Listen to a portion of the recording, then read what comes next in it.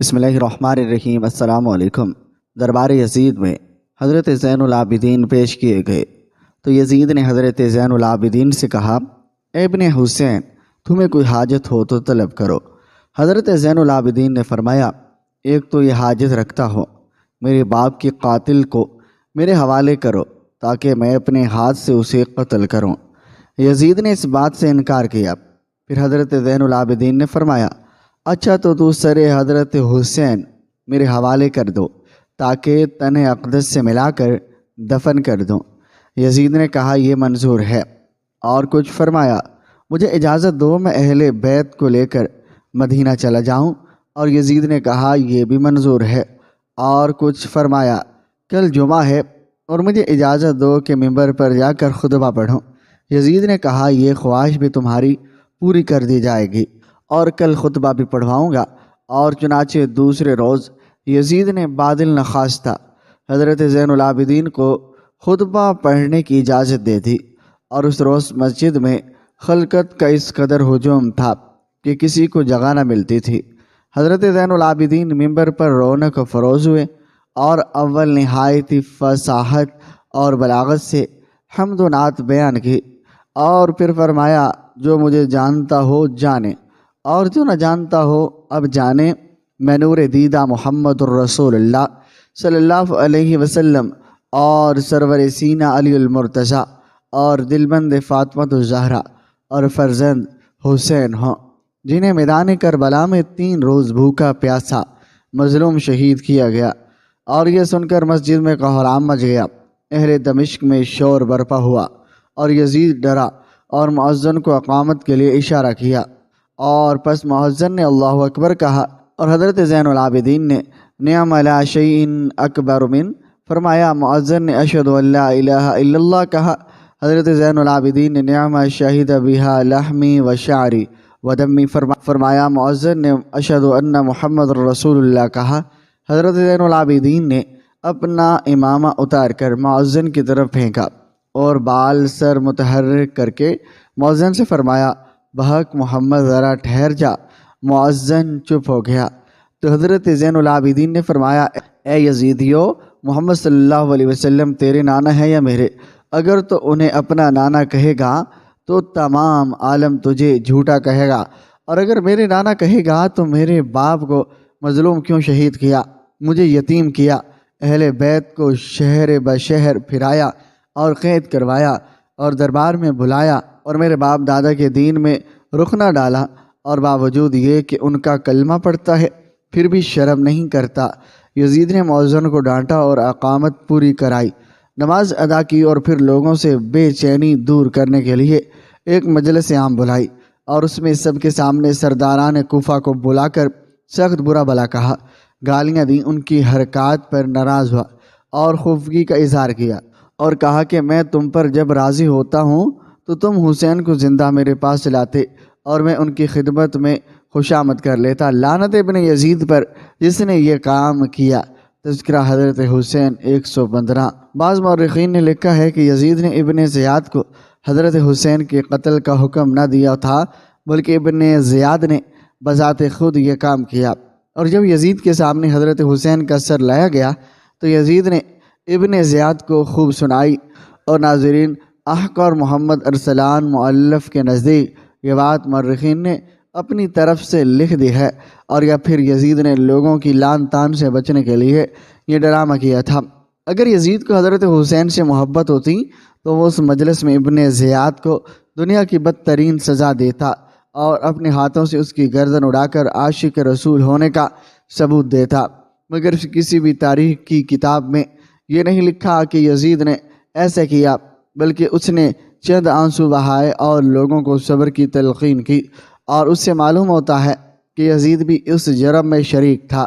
اور اگر یزید شریک نہیں بھی تھا تو ابن زیاد کے قتل کا حکم نہ دے کر یزید بھی حضرت حسین کے قتل میں شریک ہو گیا۔ اور ایک سکہ راوی کہتا ہے کہ میں نے ایک ایسے شخص جو قبیلہ طے سے ہمارے پاس آیا تھا پوچھا، کیا تم نے حضرت حسین پر جنوں کو نوحہ کرتے سنا ہے؟ اور اس نے کہا، ہاں، لیکن اس قبیلے کے ہر آدمی سے نہ پوچھتے رہنا، ورنہ ہر آدمی تمہیں اس کی خبر دے گا۔ اور میں نے کہا میں تو صرف تم سے پوچھنا بہتر سمجھتا ہوں کیونکہ تم بھی تو انہی سے سنا ہے۔ اور اس نے کہا میں نے انہیں یہ کہتے ہوئے سنا ہے۔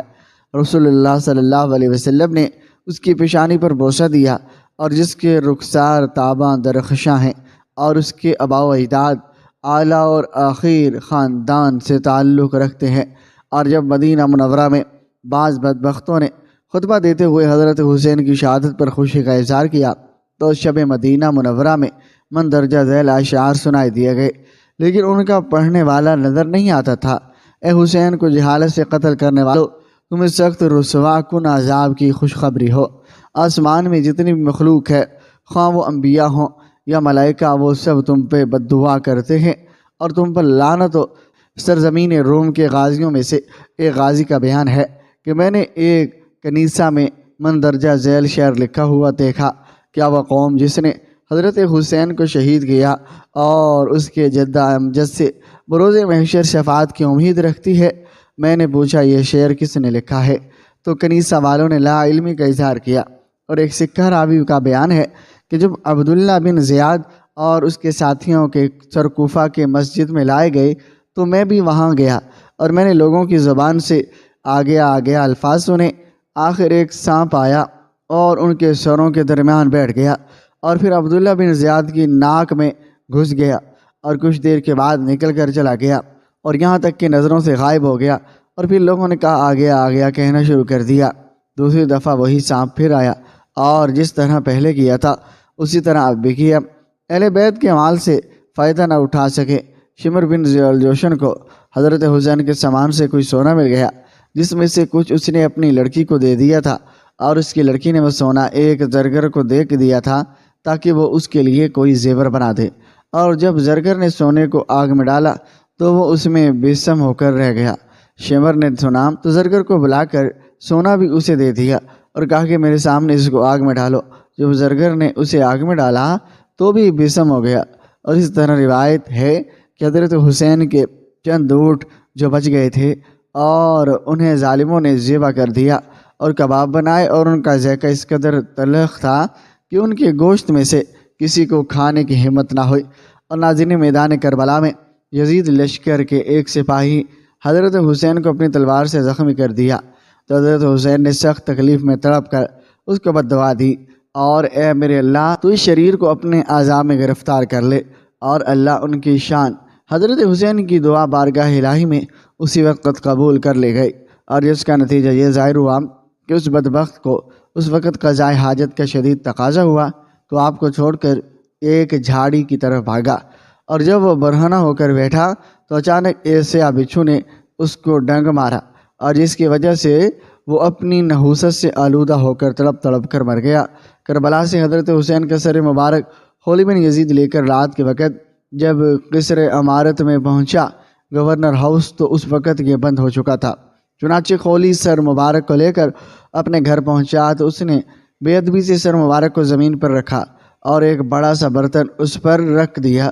خولی کی بیوی نے جب یہ بے ادبی دیکھی تو کہا خدا کی قسم میں تمہارے گھر میں اب نہیں رہوں گی۔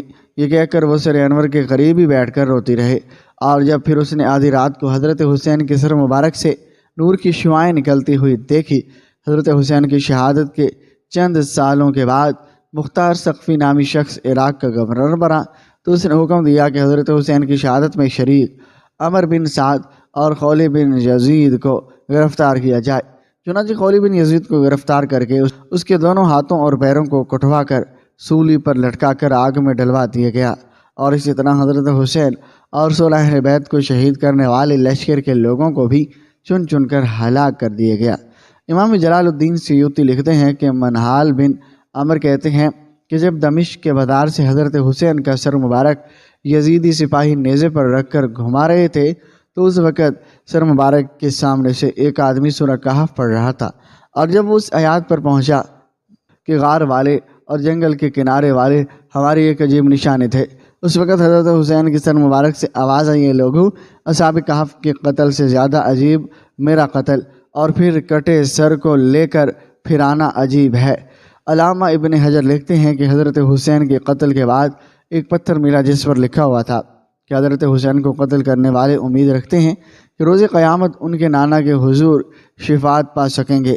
حضرت حسین کے سر مبارک دو مختلف جگہوں پر ہونے کی وجہ سے مورخین نے لکھا ہے کہ دمشق اور مصر دونوں ممالک دعوے دار ہے اور ان کے ملک میں حضرت حسین کا سر انور موجود ہے، اور اس کی حقیقت یہ بھی ہو سکتی ہے کہ یزید کے پاس جب کربلا کے میدان سے کٹے ہوئے 17 سر مبارک کیے گئے، اور جن میں سے 16 سر مبارک اہل بیت کے تھے اور ایک سر حضرت حسین کا تھا، اور یہ ہو سکتا ہے کہ یقیناً ایسا ہوا ہوگا کہ ان دونوں ممالک میں سے ایک جگہ تو حضرت حسین کا کٹا ہوا سر دفن ہوا ہوگا اور دوسری جگہ اہل بیت میں سے کسی کا سر دفن ہوگا۔